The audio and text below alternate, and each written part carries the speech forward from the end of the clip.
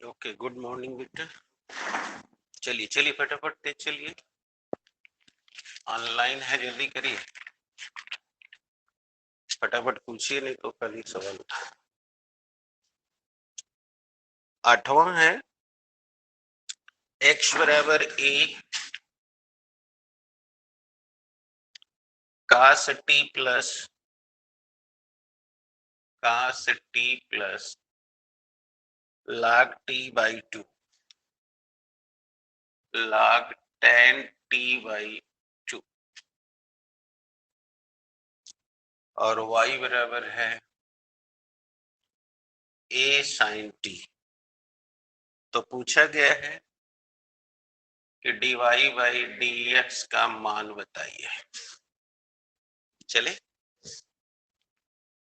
तो बच्चों देखो, ये 5.6 एक्सरसाइज का क्वेश्चन नंबर 8 है। आइए देखते हैं।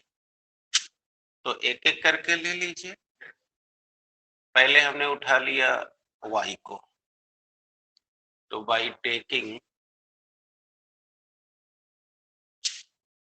First part, yes sir, y is equal to a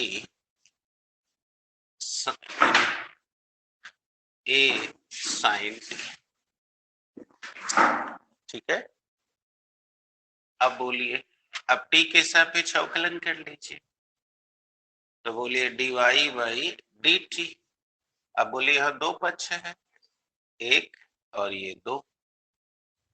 ठीक है, तो आप लोग तो जानते ही हैं, पहले के सापेक्ष इसका करेंगे, फिर इसके सापेक्ष इसका करेंगे, और चूंकि ये गुणन है अतः गुणन विधि से ठीक ठाक करके बैठ जाइए कि फिर बाद में ना दिक्कत हो,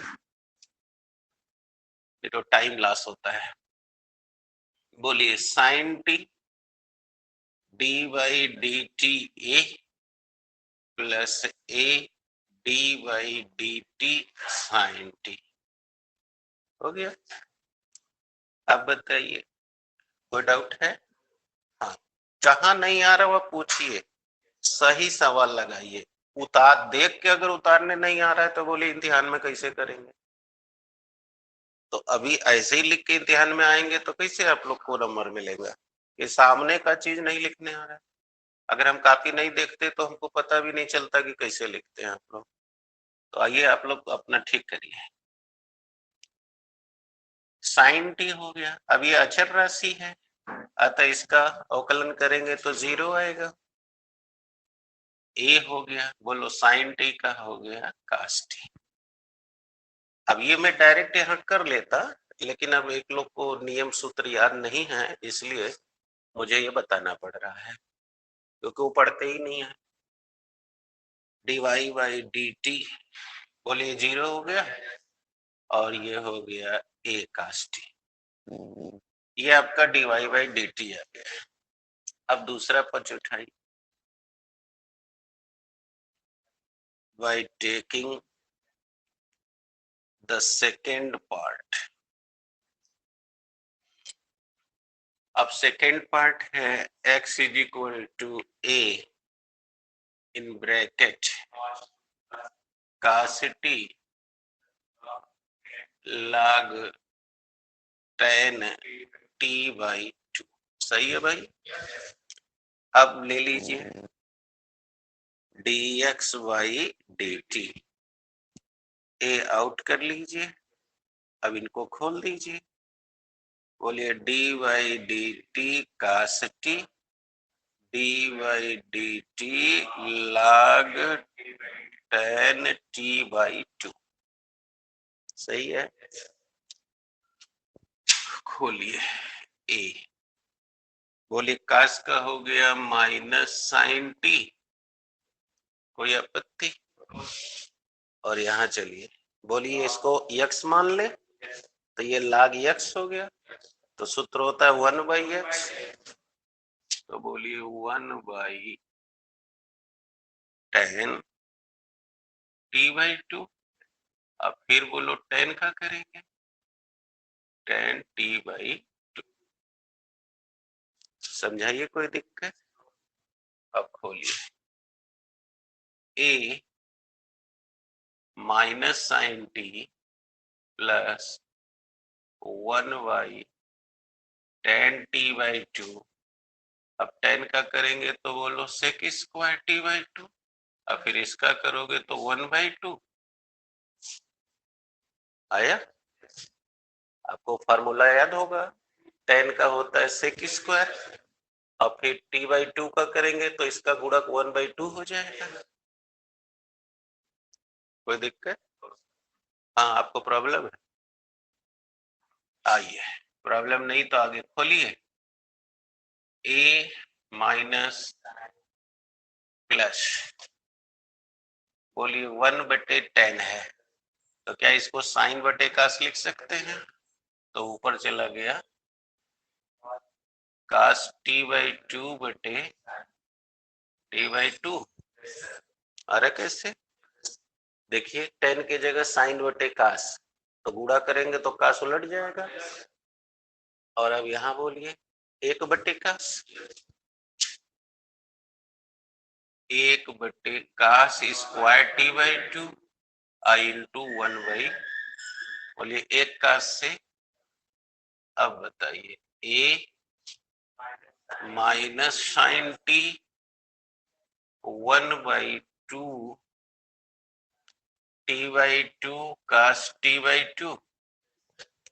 बताइए साइन ए का फार्मूला हो गया 2 साइन a/2 कास a/2, साइन ए का फार्मूला।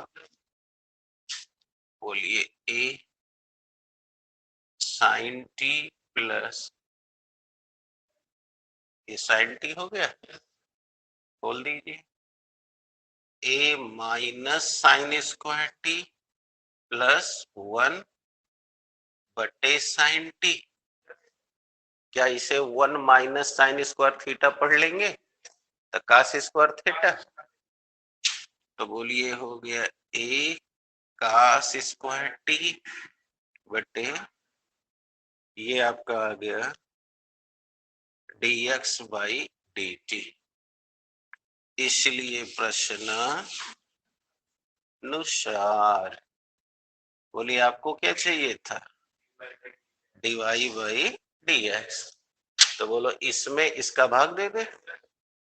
बोलिए ऊपर है a कास टी और नीचे है a कास स्क्वायर टी बटे, बोलिएगा आ रहा है, ए से एक कास से ऊपर चला गया साइन टी बटे टेन टी, साइन बटे कास 1/10। तो अब इसका अवकलन कर लेने पर dy/dx आ गया 10। ठीक है,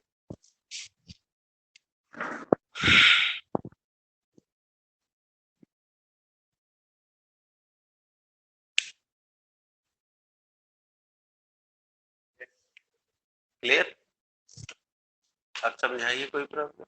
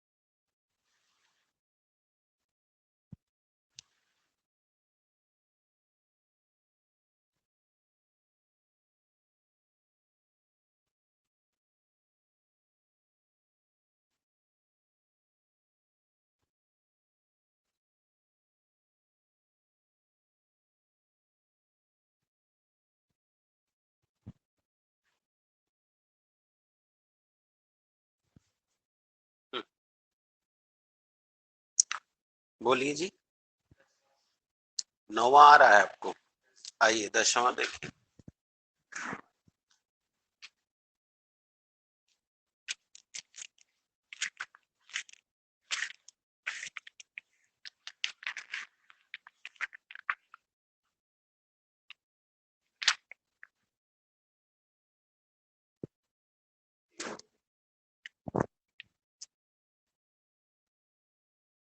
x is equal to a in bracket cos theta plus sin theta, y is equal to a in bracket sin theta minus cos theta, theta cos theta है बेटा, थीटा cos theta। ओके, देख लीजिएगा सवाल, सवाल अपने किताब से मिला लीजिएगा। dy by dx पूछ रहा है। ओके, तो आइए, by taking the first part, बोलिए फर्स्ट पार्ट हो गया x is equal to a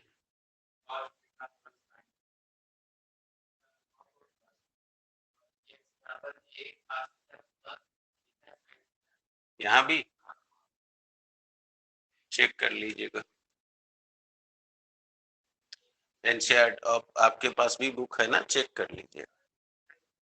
यही तो बोला इनसे कि चेक कर लीजिए। तो dx अपॉन डी थीटा ए, अब खोल दीजिए इसको, तो बोलो cos थीटा का करोगे तो माइनस साइन थीटा, और अब यहाँ बताओ तुम कह रहे हो थीटा साइन थीटा, तो अब यहाँ दो पक्ष हो गया है ना, तो गुणन विधि से खोलना होगा। तो बोलो साइन थीटा और इसका करोगे तो 1, फिर प्लस थीटा और साइन थीटा का करोगे तो cos थीटा। आ रहा है डायरेक्ट? डायरेक्ट नहीं आ रहा है? अब देखो sine theta plus minus cut गया, अब तुम्हारा आ गया ए थीटा cos थीटा। ये तुम्हारा पहला पार्ट आ गया। अब by taking the second part, बोलो y is equal to A minus theta cos theta. बोलो ए, इसका करोगे अवकलन cos थीटा, इसका फिर वही समस्या है। आ रहा है कि नहीं? लेकिन अब ये देखो माइनस है, तो इसलिए भीतर का कार्रवाई कोष्ट में करो। तो बोलो cos थीटा, थीटा का 1 हो गया, फिर प्लस थीटा और cos थीटा का बोलो माइनस साइन थीटा, कोष्टक बंद। अब खोल दे, बोलो ए cos theta minus cos theta, बोलो घटाते समय चिन्ह बदल जाएगा, प्लस थीटा साइन थीटा। बोलो ये भी कट गया। अब आ गया ए थीटा साइन थीटा। अब हम यहाँ पे लिख दें D Y by D theta, लिखना ठीक है। Equation number second. अब हमको करना है इसलिए D Y by D X. तो बोलो ए थीटा साइन थीटा बटे A theta cos theta. A से ए कट गया, थीटा से थीटा कट गया, बोलो टेन थीटा आ गया।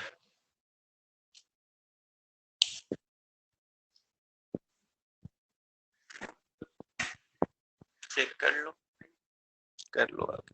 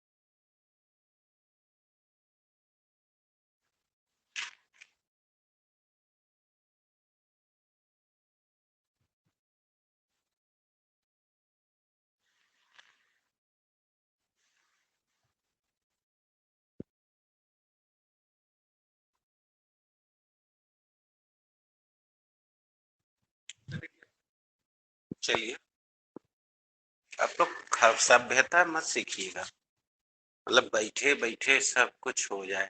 अरे भाई खड़ा होइए, सीखिए सहूर। बैठे बैठे पकड़ लेते हैं, बैठे पता नहीं कौन स्कूल से आए हैं आप लोग, क्या सीख के आए भगवान है जानते। जब खड़ा होने में इतनी बेइज्जती होती है।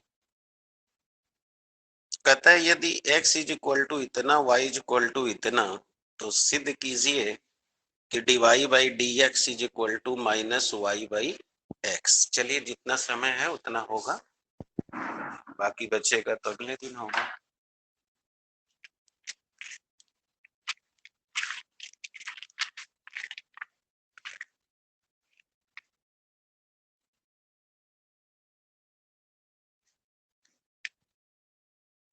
यदि x is equal to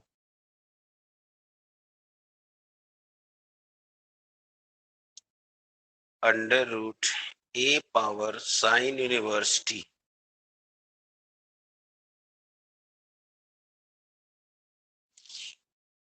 sign inverse T.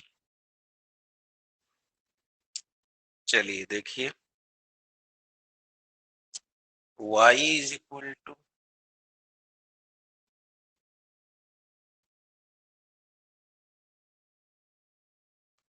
y is equal to A under root A inverse A power cos inverse T, cos inverse T. तो दर्शाइए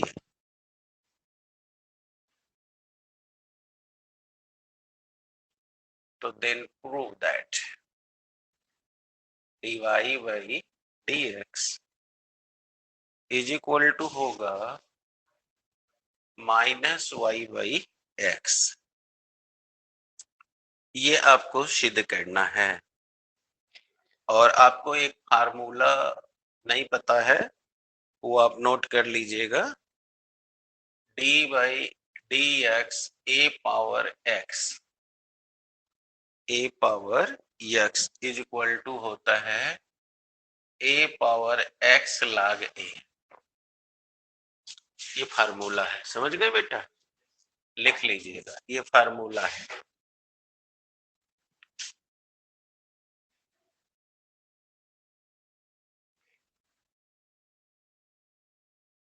अब हम आपको समझा के काम शुरू करें। देखिए कहता है कि यदि x का value under root A sine inverse T है, ठीक है, और y is equal to under root A power cos inverse T है, तो सिद्ध कीजिए कि dy बाई डी एक्स बराबर इतना होगा। सही है, अब आप आराम से कर सकते हैं। पहले क्या करेंगे, पहले एक एक भाग का अवकलन करेंगे। तो आइए, by taking first part, by taking first part, बोलिए x is equal to under root A power sine inverse T. अब कर लीजिए अवकलन, बोलिए dx by D T, D by D T under root A sine inverse T. अब मुझे लगता है कि आप समझ गए। बोलिए जब करड़ी होता है तो आपको बताए थे, वाह क्या बात है। Two A sine inverse T, फिर डी बाई डी टी, अब इसका करेंगे ए साइन इनवर्स टी। अब देखिए फार्मूला बन गया है ना कि नहीं बन गया।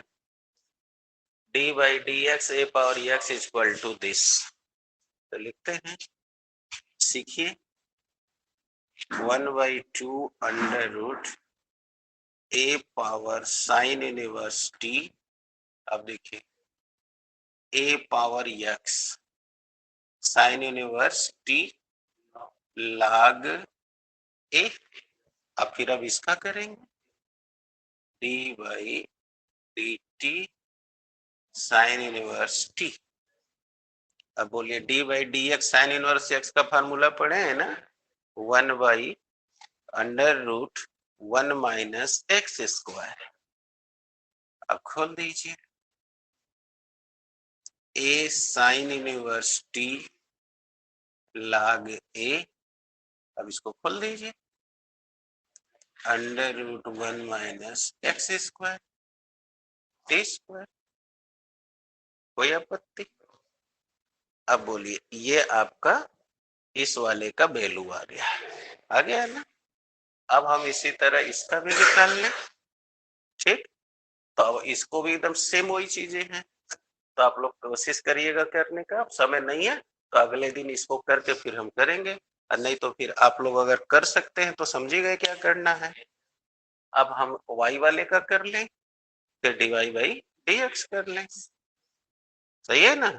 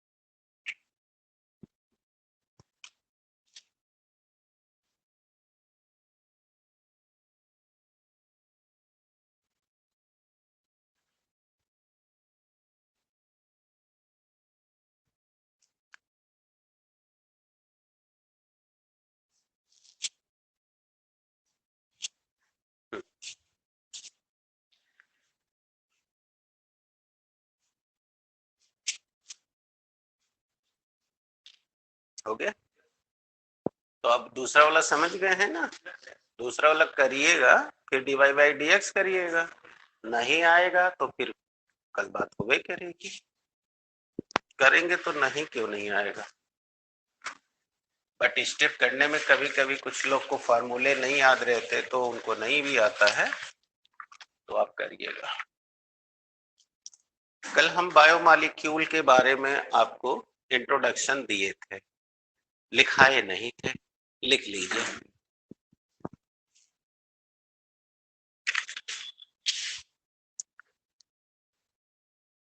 जैव अणु वे निर्जीव जटिल रासायनिक पदार्थ होते हैं,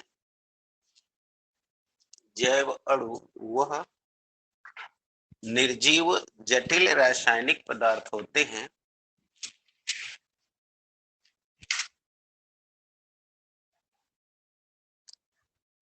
जो विभिन्न जीवों की रचना करते हैं।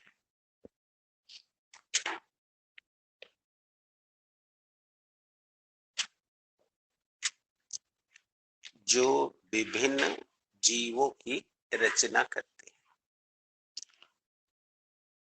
तथा उनमें विभिन्न जैविक प्रक्रमों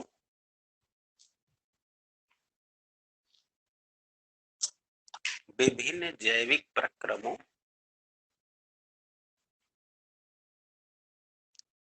जैसे वृद्धि, जनन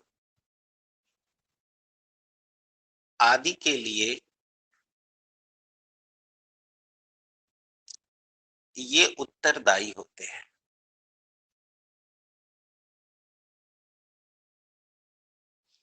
आदि के लिए ये उत्तरदायी होते हैं।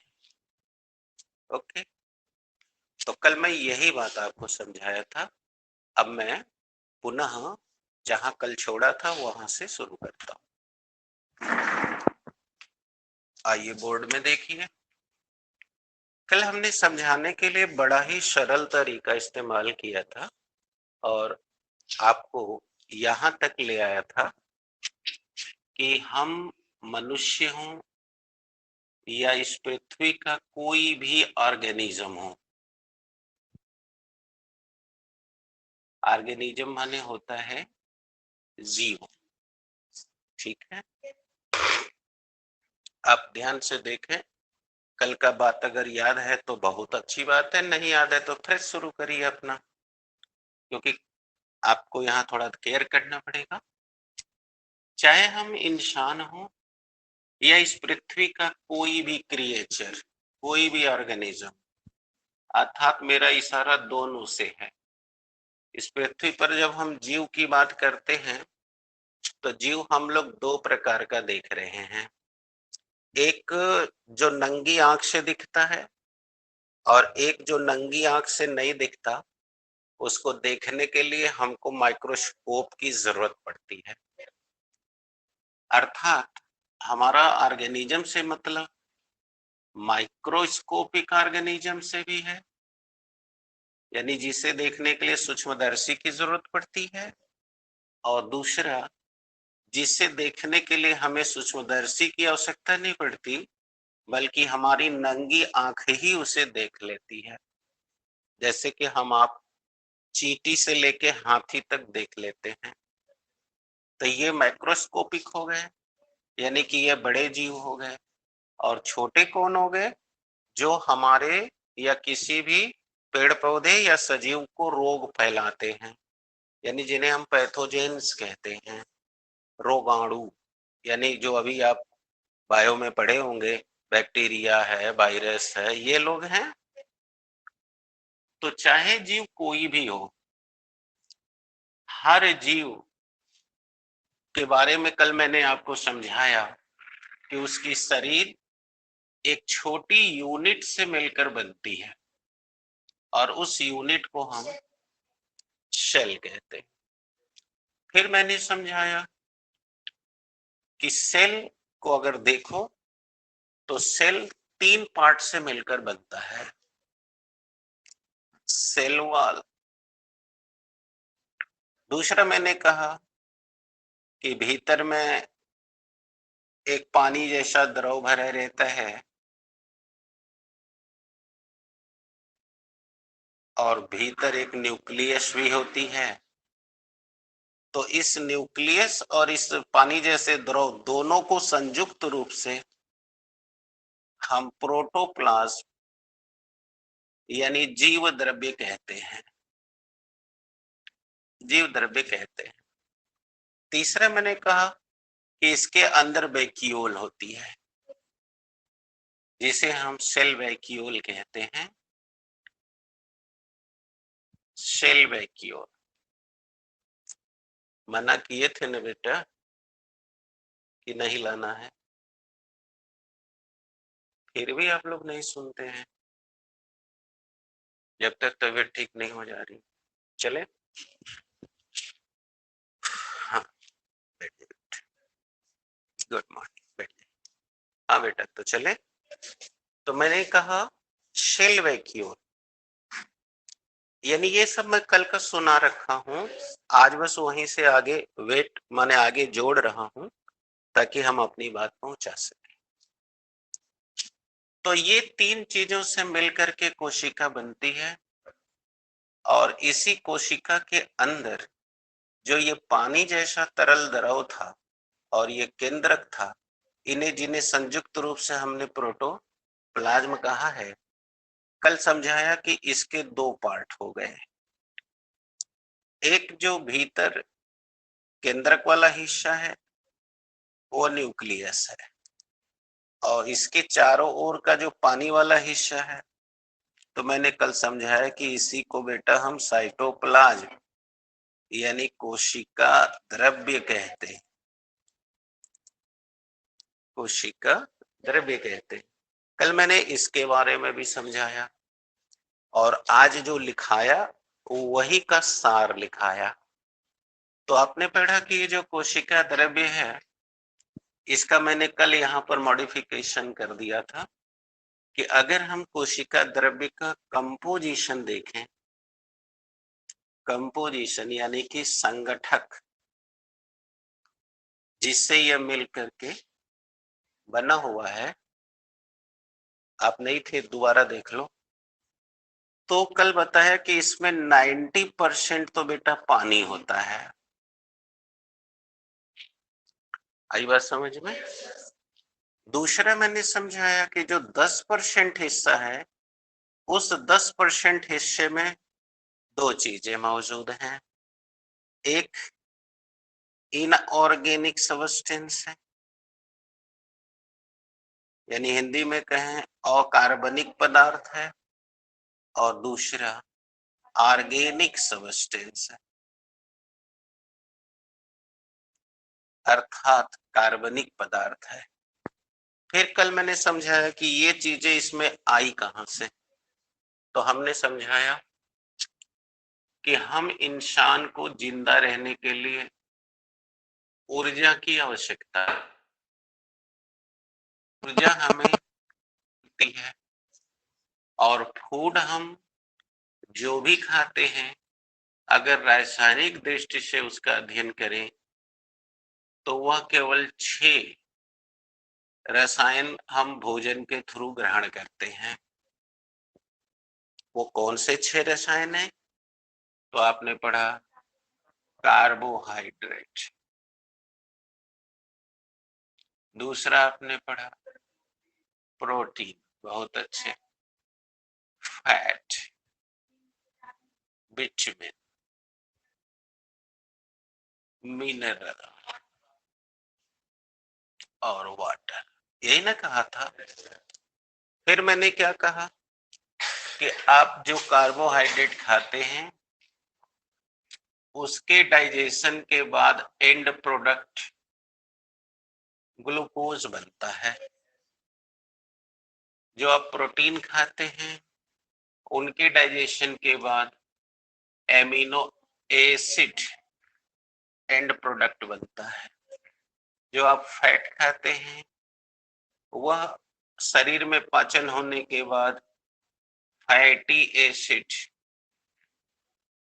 और ग्लिसरॉल बनाता है। कल इस सबका डिटेल दिया हुआ हूं।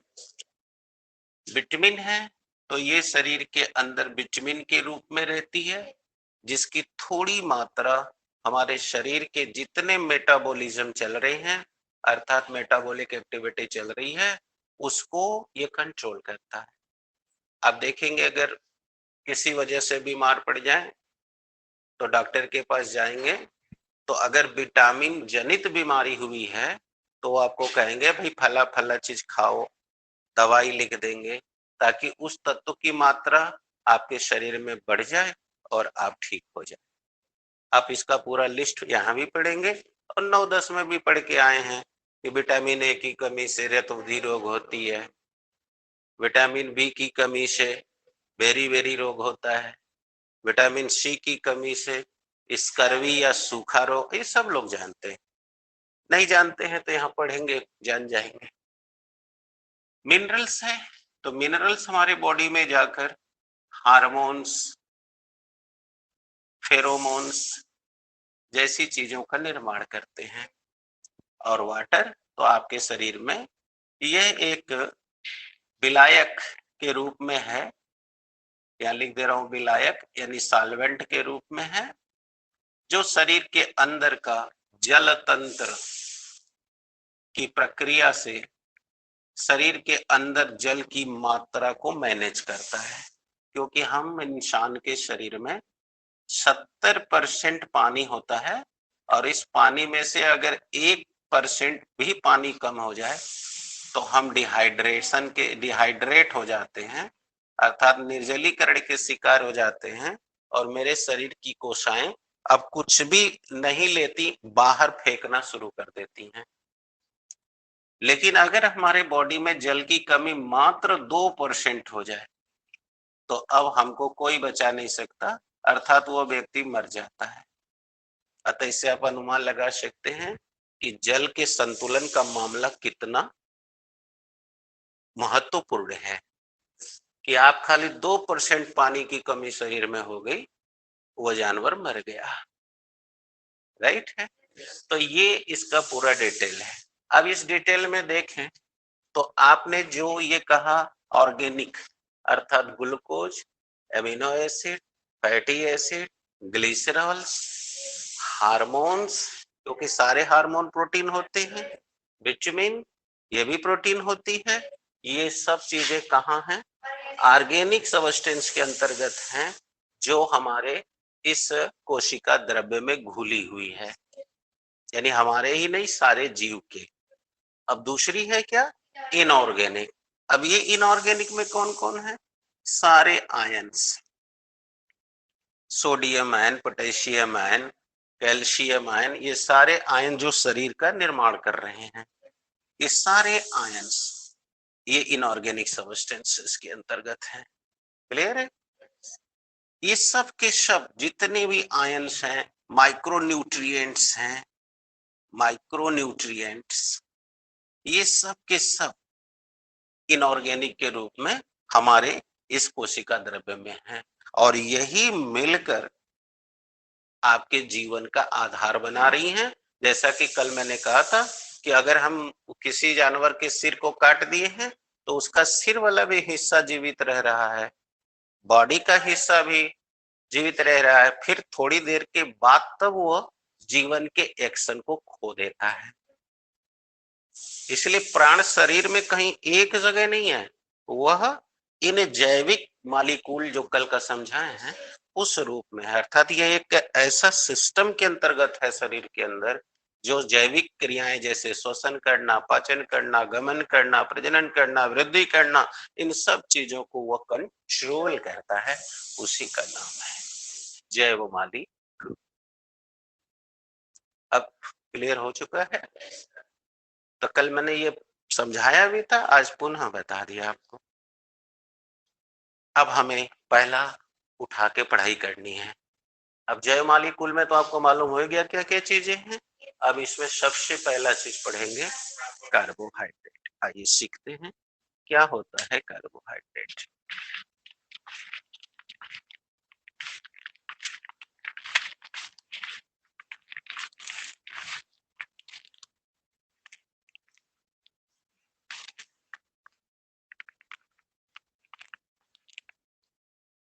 आइए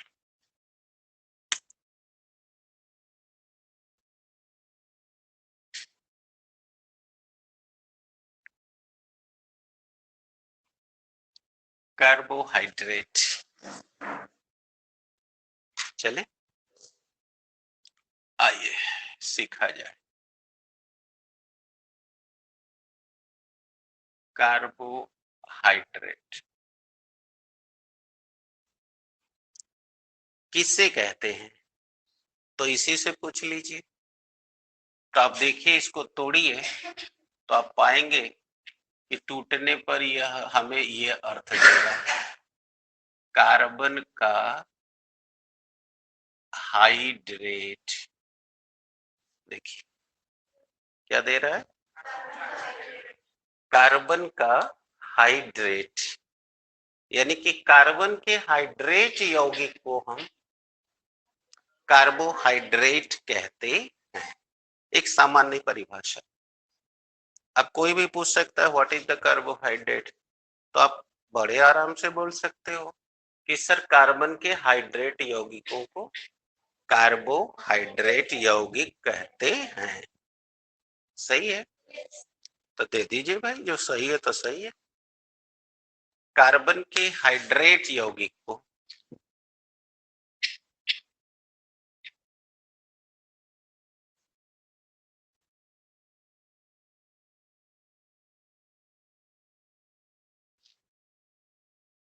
कार्बन के हाइड्रेट यौगिक को कार्बोहाइड्रेट कहते हैं।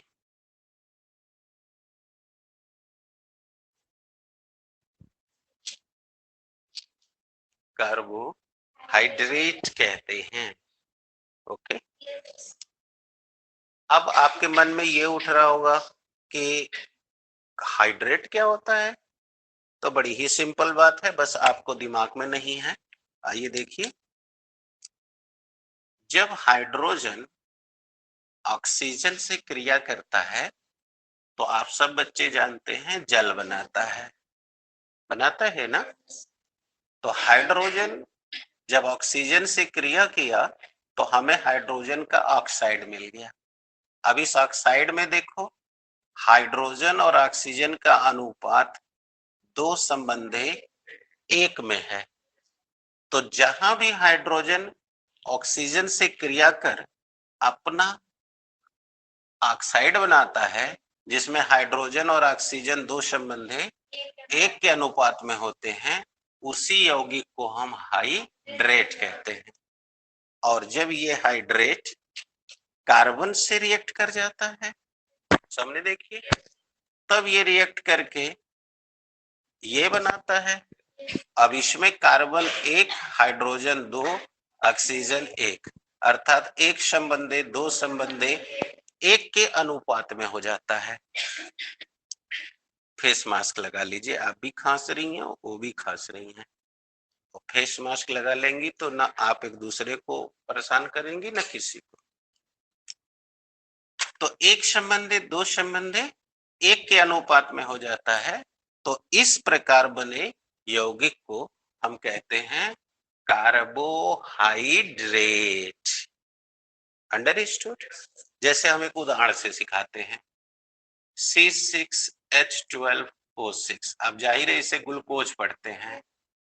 देख लीजिए, 6 एकम 6, 6 दूनी 12, 6 एकम 6। बताइए, इसने इस फार्मूले को फॉलो किया है, अतः यह यौगिक कार्बन का हाइड्रेट यौगिक कहलाएगा कि नहीं कहलाएगा? यानी कि आप इसे आंख मूंद के कहोगे सर ये तो कार्बोहाइड्रेट है। बोलिए C12H22O11। बोलिए 11 एकम 11, 11 दूनी 22, 11 एकम। देखिए ये भी 1:2:1 का रेशियो दे रहा है, अर्थात ये वाला भी यौगिक कार्बोहाइड्रेट ही है। तो कैसे समझाए? क्लियर हो गया आपको? जब हाइड्रोजन ऑक्सीजन से क्रिया करके अपना ऑक्साइड बनाता है और उसमें हाइड्रोजन और ऑक्सीजन के बीच 2:1 का अगर अनुपात होता है तो इस बने यौगिक को हाइड्रेट कहते हैं। और जब ये हाइड्रेट कार्बन से रिएक्ट करके कार्बन का हाइड्रेट कंपाउंड बनाता है, जिसमें कार्बन, हाइड्रोजन और ऑक्सीजन का अनुपात 1:2:1 के बीच होता है, तो इस प्रकार के यौगिक को कार्बोहाइड्रेट यौगिक कहते हैं। जैसा मैंने ग्लूकोज और सुक्रोज, ये जाने ना चीनी है, ये के सूत्र से दिखा रखा है। अतः ग्लूकोज भी हमारा कार्बोहाइड्रेट हो गया और सुक्रोज भी हमारा कार्बोहाइड्रेट। कहाँ दिक्कत आ रही है? श्योर हो गया? हाँ बेटा, आए? हाँ कैसे हुआ बताओ ना, पूछो। 11 का भागा 12 में दोगी तो क बार जाएगा? एक बार। फिर कितना बचेगा? फिर भाग दोगी। अब तुमको भागे नहीं आ रहा है तो इसका कौन उपाय है?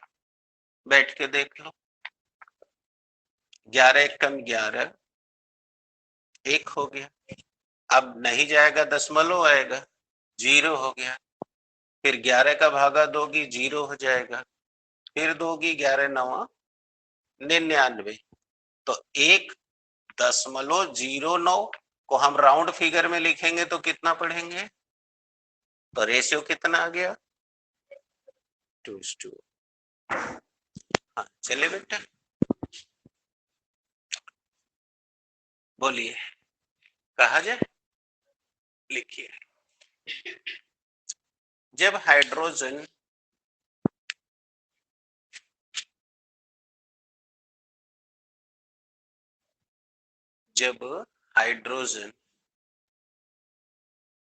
ऑक्सीजन से क्रिया करके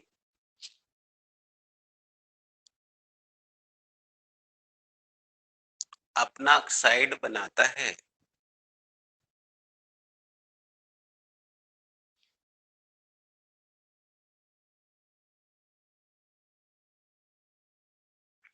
अपना ऑक्साइड बनाता है। हाँ जी, तेज चलिए। अपना ऑक्साइड बनाता है तो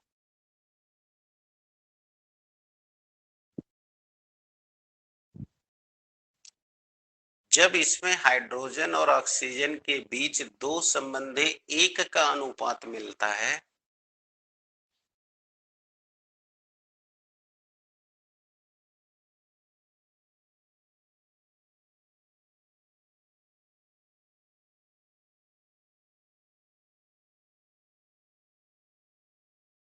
दो संबंधी एक का अनुपात मिलता है तो इस ऑक्साइड को हाइड्रेट यौगिक कहते हैं। अब ये शब्द याद रखिएगा, ये शब्द अभी कई बार केमिस्ट्री में आने वाले हैं।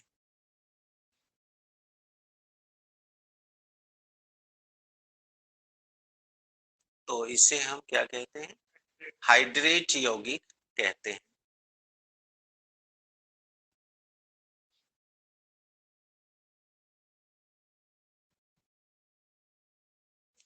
ठीक है, अब आगे।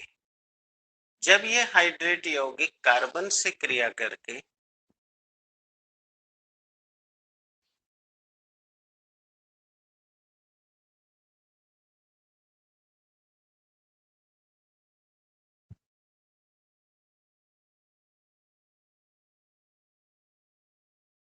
कार्बन से क्रिया करके कार्बन के हाइड्रेट बनाता है,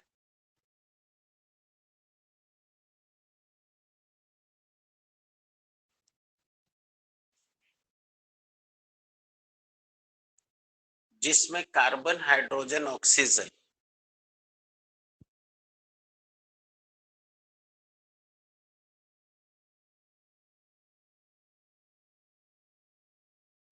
कार्बन, हाइड्रोजन, ऑक्सीजन के बीच एक संबंधी, दो संबंधी, एक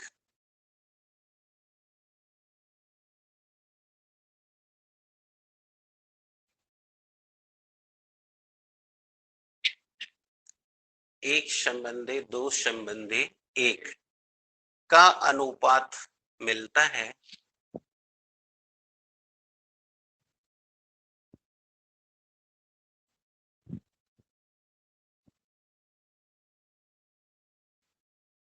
का अनुपात मिलता है तो उस यौगिक को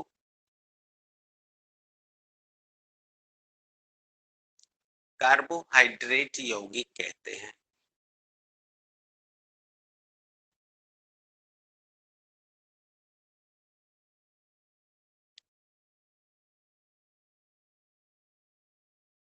कार्बोहाइड्रेट यौगिक कहते हैं। सही है, आपको मैंने सूत्र से भी लिख के समझाया है और उम्मीद है सब आपने लिख ही लिया होगा।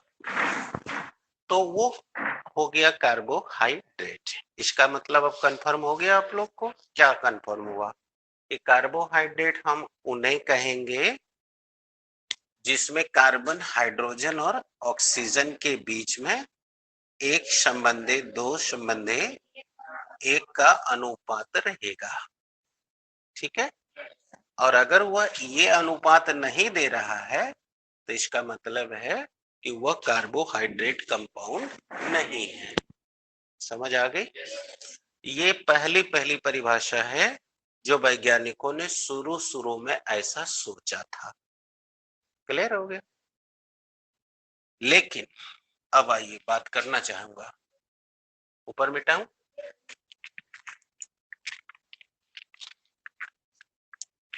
अब आपको जो इस पूरी कथा का मुख्य बिंदु प्राप्त हुआ है वो बिंदु ये हुआ है कि कार्बोहाइड्रेट कुल 3 तत्वों के मिलने से बन रहा है, जो अभी निष्कर्ष निकाला गया।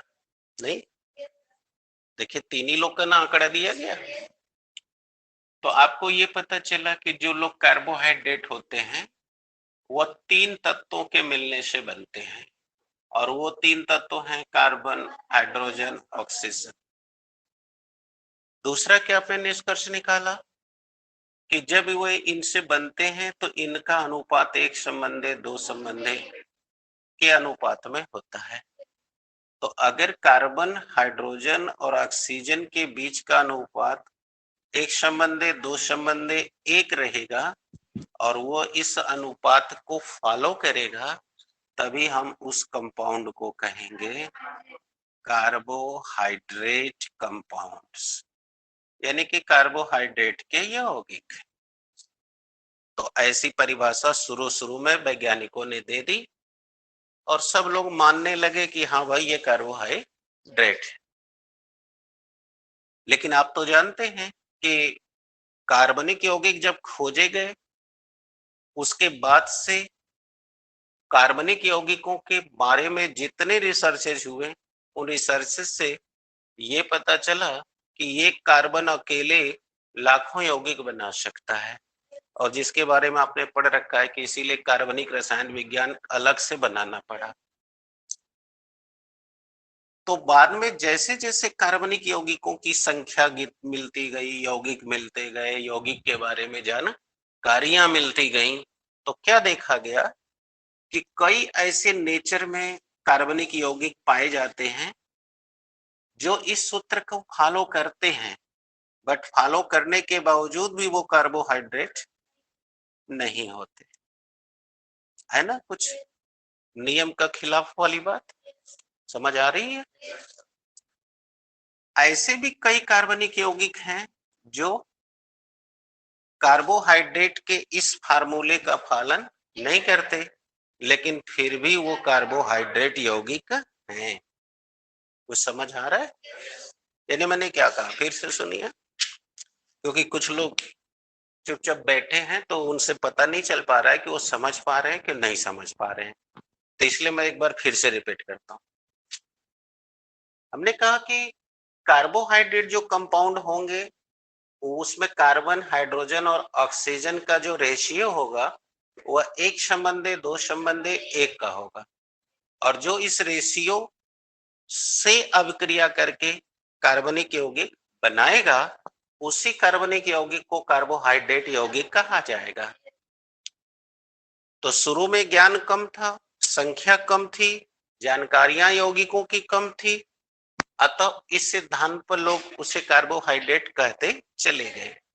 लेकिन जब नॉलेज बढ़ा, ज्यादा लोग कार्बनिक यौगिकों के बारे में अध्ययन किए, तब पता चला कि ऐसे बड़े सारे नेचर में कार्बनिक यौगिक हैं जिनका जो इस सूत्र का पालन नहीं करते, अर्थात वह 1:2 के अनुपात में नहीं है। समझे?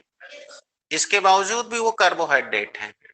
और कुछ ऐसे भी कंपाउंड्स हैं जो इस सूत्र का पालन करते हैं, लेकिन वो फिर भी कार्बोहाइड्रेट नहीं है, अर्थात उनका व्यवहार, उनका गुण कार्बोहाइड्रेट जैसा नहीं। आइए मैं एक दो उदाहरण देके दिखाता हूं। जैसे आप देखिए, आपने अभी अभी चूंकि पढ़ा है, अतः मेरे को उम्मीद है कि आपको याद होगा फॉर्मल्डिहाइड। अब मैं आपसे पूछूं फॉर्मल्डिहाइड का सूत्र, तो आप जरूर बता पाएंगे, HCHO। अगर आप बता लिए तो आप शायद देख भी लिए कि हम लोग कहां पहुंच गए। कार्बन, हाइड्रोजन, ऑक्सीजन देखें तो एक कार्बन, 2 हाइड्रोजन। बोलिए, इसने फॉर्मल्डिहाइड ने 1:2 के अनुपात का पालन किया या नहीं किया? किया ना। लेकिन क्या ये कार्बोहाइड्रेट है? आप जानते हैं कि ये कार्बोहाइड्रेट नहीं है, ये एल्डिहाइड का कंपाउंड है। और इसका गुण आपको पता है कि फॉर्मल्डिहाइड अगर हाथ पे गिरता है तो फफोले पैदा करता है, वहां जलाता है, और इसी का 40% एक्वस सोल्यूशन बनाए तो फार्मलिन हो जाता है, जो प्रिजर्वेशन का काम करता है। ये भी आप पढ़ के आए, मुझे कुछ नया नहीं बताना है, बस केवल आपके पास क्या है, कितना आप याद रखते हो, वो आपका समस्या है। क्लियर हो गया ना? अब ऐसा गुण तो कार्बोहाइड्रेट में नहीं होता। तो देखा, यह क्या कर रहा है, इस सूत्र का पालन कर रहा है, लेकिन फिर भी ये कार्बोहाइड्रेट नहीं है। दूसरा एक उदाहरण और दे देते हैं, शायद आप समझ गए इसको। एसेटल्डिहाइड है और यहाँ देखिए कार्बन 2 है, हाइड्रोजन 4 है, ऑक्सीजन 1 है ना। अगर इस रूप में हम देखें, काट लें तो 2 एक कम 2, 2 दूनी 4 और 2 पाँचे 10, यानी 0.5। और आप जानते हैं कि 0.5 या 5 से अधिक हो तो राउंड फिगर में 1 मान लिया जाता है, तो अब हम इसको 1 कह सकते हैं। अर्थात फिर भी देखा जाए तो ये फॉलो किया, लेकिन ये कार्बोहाइड्रेट नहीं है। आई बात समझ में? कोई प्रॉब्लम? इसी तरह से मैंने कहा कि कुछ ऐसे यौगिक हैं जो इस सूत्र का पालन करते हैं, फिर भी वो कार्बोहाइड्रेट नहीं है। वही दूसरी तरफ देखा जाए तो दूसरी तरफ ऐसे भी कुछ यौगिक हैं जिन यौगिकों को देखें तो उनके कार्बन हाइड्रोजन ऑक्सीजन के बीच का रेशियो 1:2:1 नहीं है, फिर भी वो कार्बोहाइड्रेट हैं। अंडरस्टूड? अब आइए जैसे एक उदाहरण दिखाता हूं। C6 sorry C5H10O5। अंडरस्टूड? ये आपका डीऑक्सीराइबोज शुगर है, डीऑक्सीराइबोज शुगर। क्लियर? ये है डीऑक्सीराइबोज शुगर, जिसे आपने कक्षा 9, 10, 11 तीनों में पढ़ा था। डीएनए के अंतर्गत है। डीएनए का पूरा नाम अगर आता होगा तो आपको मालूम होगा, डीऑक्सीराइबो न्यूक्लिक एसिड। और आपको ये भी पता है कि न्यूक्लिक एसिड 3 रसायन से बनता है, पेंटोज शुगर से यानी 5 कार्बन से बने हुए शर्करा से, दूसरा फास्फोरिक एसिड से, तीसरा नाइट्रोजन बेस से। ये कक्षा 9 का पहला स्टेज है। उसमें ये जो शुगर है, ये डीऑक्सीराइबोज शुगर, ये देखिए एक संबंधी, दो संबंधी, एक, एकदम क्लियर है। और ये है भी कार्बोहाइड्रेट।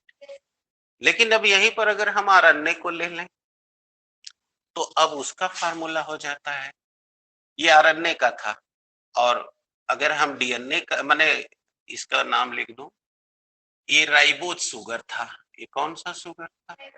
अब इसमें देखिए H10 ऑक्सीजन एक कम हो गया, ऑक्सीजन एक कम हो गया, दिखाई दे रहा है।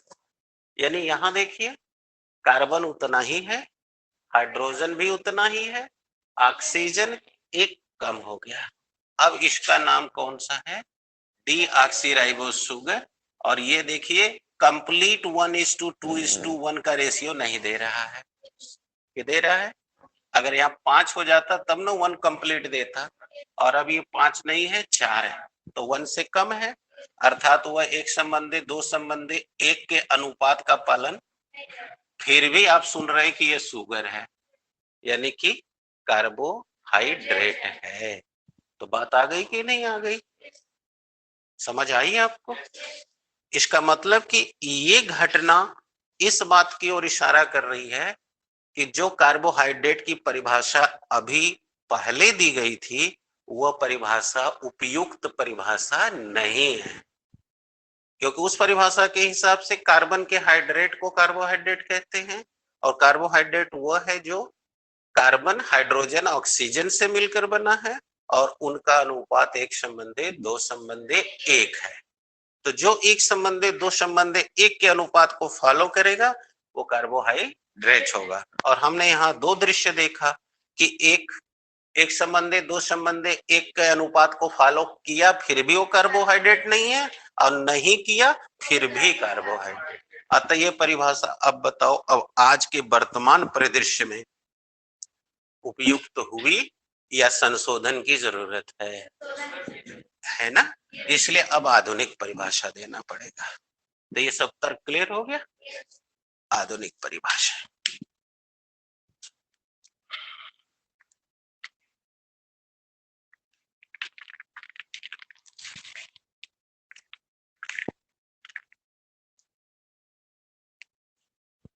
अब आइए देखा जाए।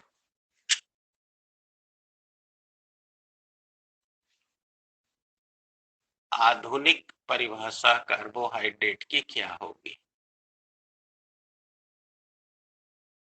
आधुनिक परिभाषा, चले आधुनिक परिभाषा कार्बोहाइड्रेट की क्या होगी, पकड़िए।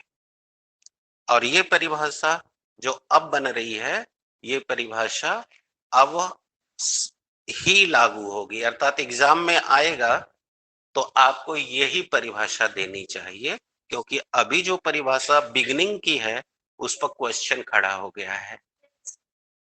आइए हम आपको एक एग्जाम्पल से दिखाते हैं परिभाषा, और खूब ध्यान से समझ लीजिए, दिमाग अलाउड कर दे तब लिखिए।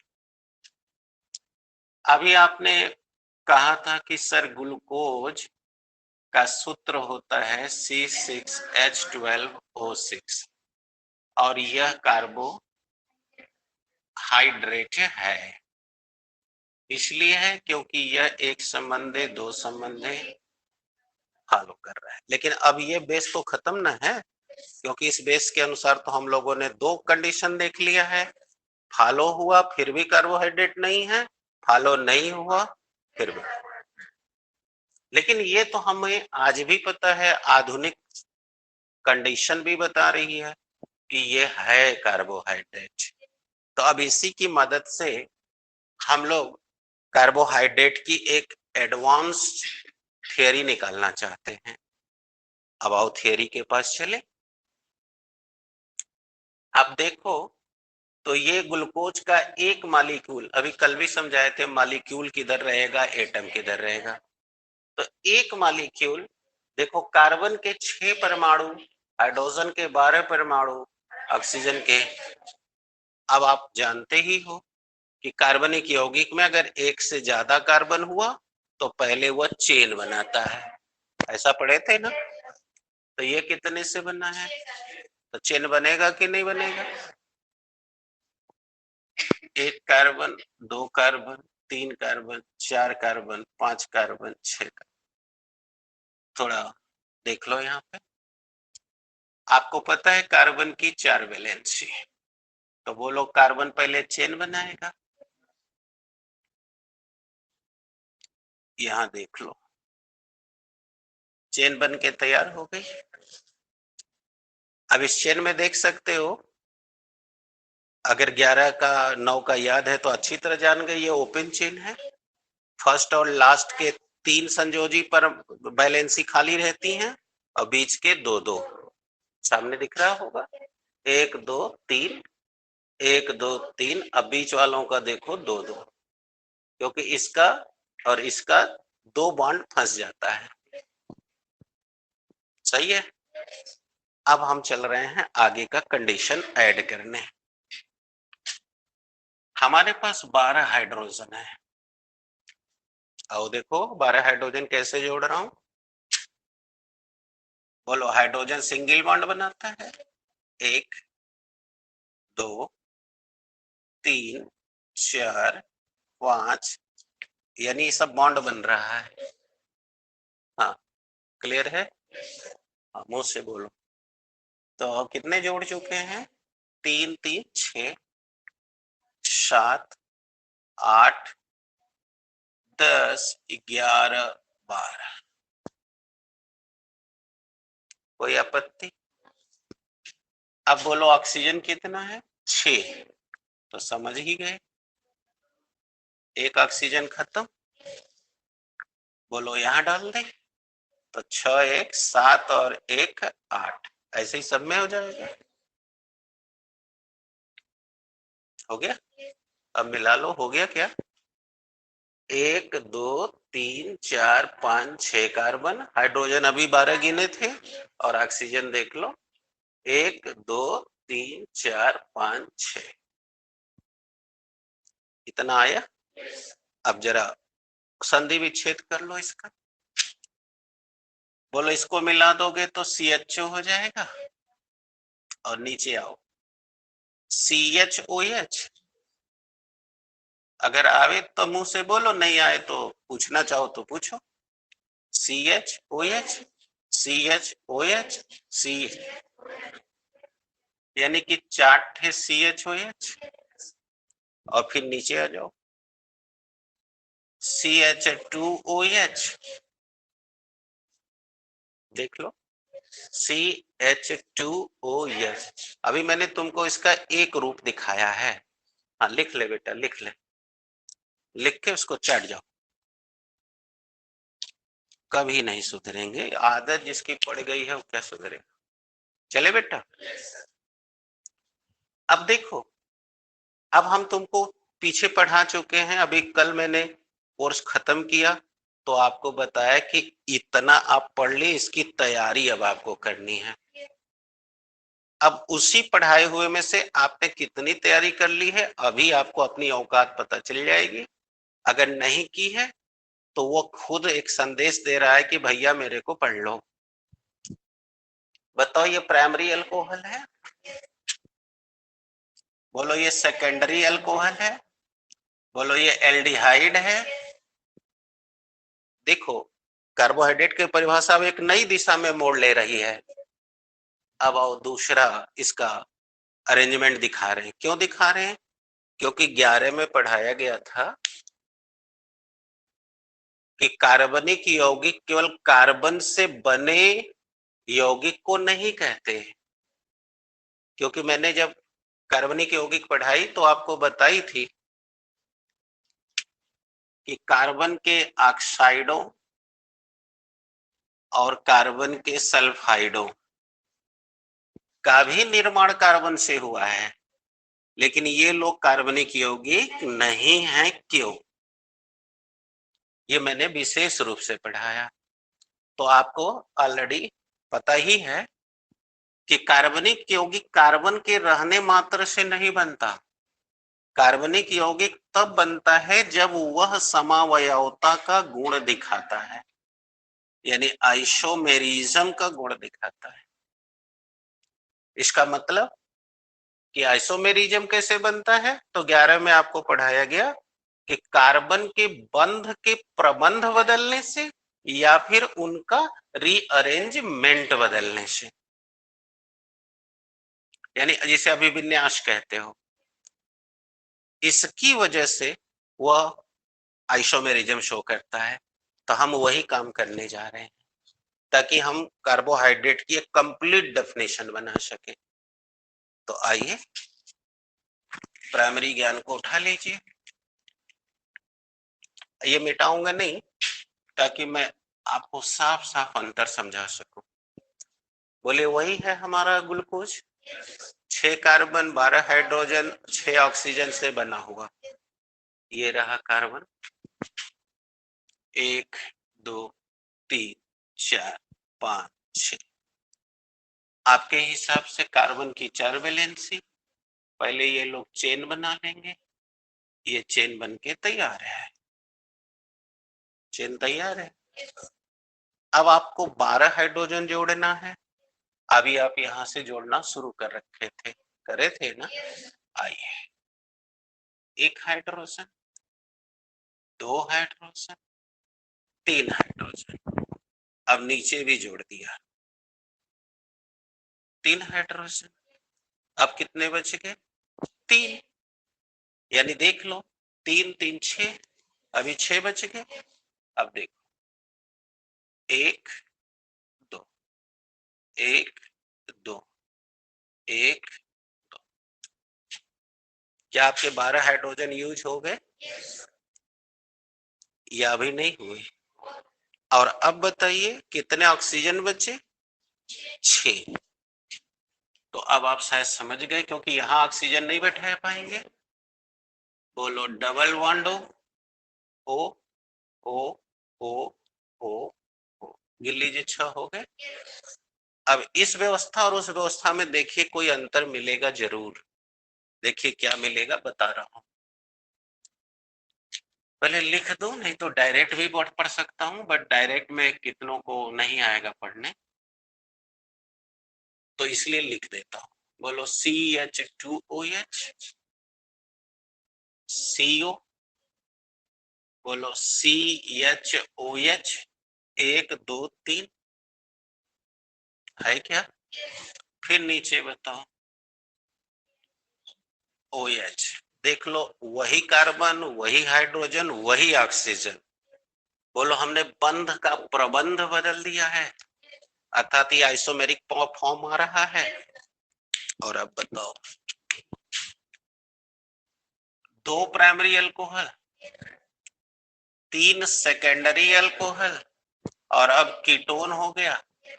अभी क्या था? एल्डिहाइड था। अब क्या हो गया? कीटोन हो गया। अब देखो कुछ भी ऐसा नया नहीं है जो तुम्हारे पास ना हो, सब है ना। अब एक चीज और भी पढ़े होगे कि जब OH साइड में होता है तो हम लोग उससे हाइड्रोक्सी पढ़ते हैं, और केमिस्ट्री में भी पढ़े हो। एक से एक हो तो मोनोहाइड्रोक्सी, 2 है तो डाई हाइड्रोक्सी, और 2 से जैसे ही ज्यादा हो जाए, बताओ केमिस्ट्री उससे पॉली कहती है। यानी अगर जिसको नहीं है अंग्रेजी आती, हिंदी सुन ले। एक हो तो एक अणुक कहते हैं, 2 हो तो द्वि अणुक कहते हैं, और 2 से जैसे ही ज्यादा होता है उसे बहु अणुक कहते हैं। हमने बताया था ये संस्कृत की तरह है, एक वचन, द्विवचन, बहुवचन। हिंदी में एक वचन, इसके बाद तुरंत बहुवचन हो जाता है। अंग्रेजी में भी सिंगुलर प्लूरल, एक सिंगुलर, जैसे ही एक से ज्यादा हुआ प्लूरल। लेकिन संस्कृत क्या कहती है? एक तो एक वचन, एक से ज्यादा हुए 2 तो द्विवचन, और 2 से ज्यादा हुए तब बहुवचन। तो केमिस्ट्री भी उसी को कहती है, मोनो डाई पॉली। अब मुझे लग रहा है कि अब आप अच्छी तरह पकड़ लिए। बताइए हाइड्रोक्सी है, 2 से ज्यादा है। वाह क्या बात है, देखिए जो लोग पकड़ लिए वो बोल दिए। ये पॉलीहाइड्रोक्सी हो गया। यहाँ भी सेम वही कंडीशन है, लेकिन पॉलीहाइड्रोक्सी एल्डिहाइड ये है, और ये वाला पॉलीहाइड्रोक्सी कीटोन है। अब कार्बोहाइड्रेट की पक्की परिभाषा बन गई। पॉलीहाइड्रोक्सी एल्डिहाइड हो या पॉलीहाइड्रोक्सी कीटोन हो, उसी को कार्बोहाइड्रेट कहते हैं। आगे तो ये हमने आपको जनरेट करके दिखा दिया कि ये परिभाषा मैंने लाई कहां से। ये नहीं कि लिखवा दिया कि लिख लो याद कर लो, ऐसा नहीं कहा मैंने जनरेट करके दिखा दिया कि परिभाषा लाया कहां से वैज्ञानिक ने। तो अब कोई पूछेगा कार्बोहाइड्रेट क्या है, तो क्या जवाब होगा?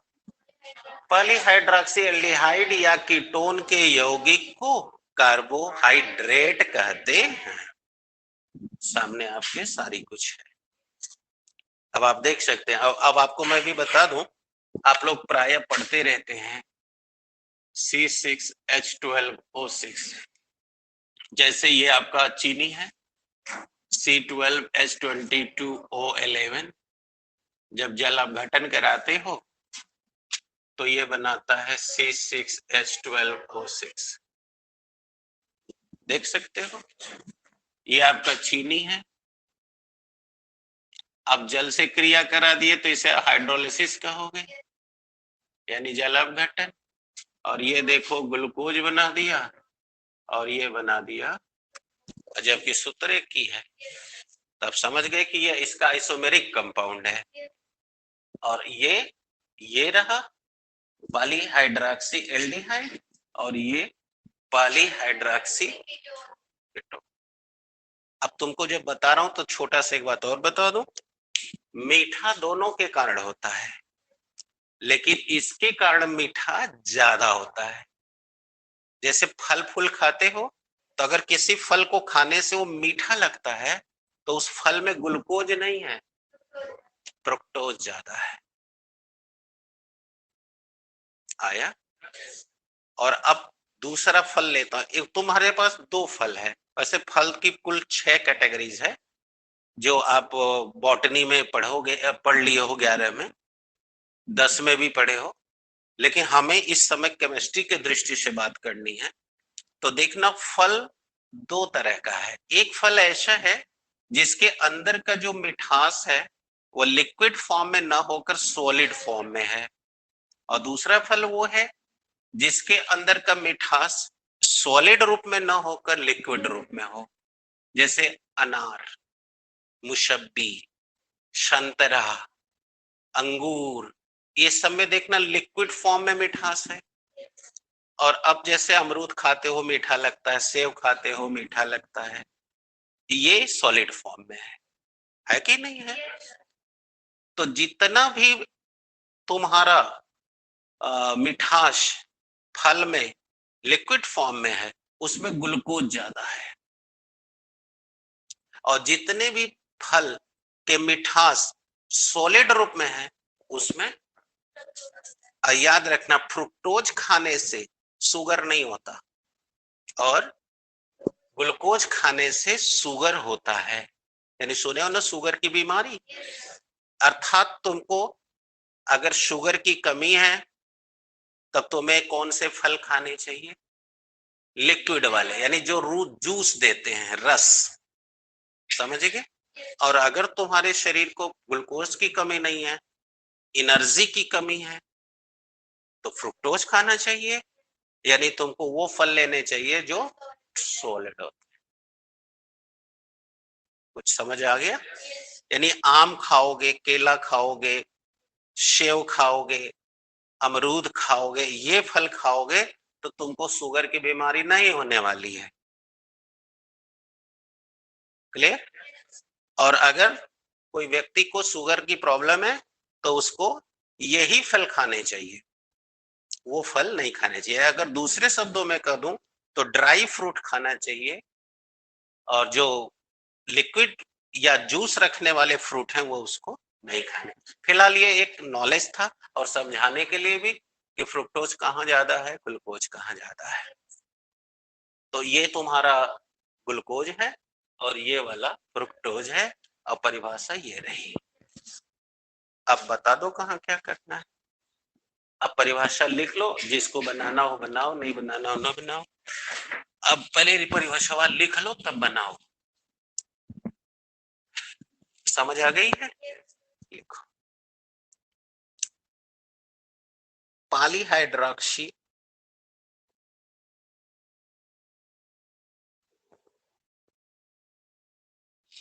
पॉलीहाइड्रोक्सी। देख लो, इस पूरे का सार एक लाइन में आया हुआ है।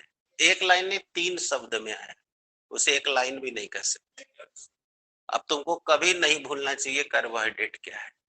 यही अगर मैं तुमको लिखा देता तो अब याद करते नहीं करते तुम्हारी मर्जी, लेकिन अब ये तुम जो देख लिए हो उसकी वजह से अब कभी भी कार्बोहाइड्रेट नहीं भूल सकते हो। कार्बोहाइड्रेट होता क्या है? Polyhydroxy aldehyde.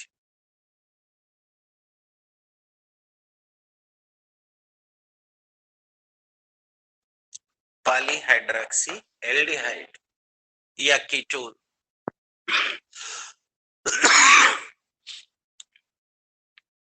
पॉलीहाइड्रोक्सी एल्डिहाइड या कीटोन के यौगिक को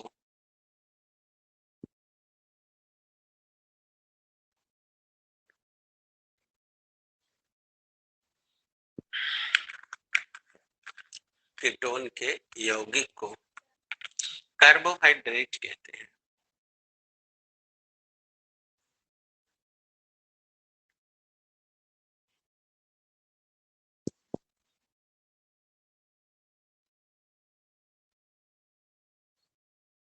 हाँ बेटा, आगे कार्बोहाइड्रेट कहते हैं। हाँ, अब जिसको बनाना है बना लो, नहीं तो आगे बढ़ा जाए।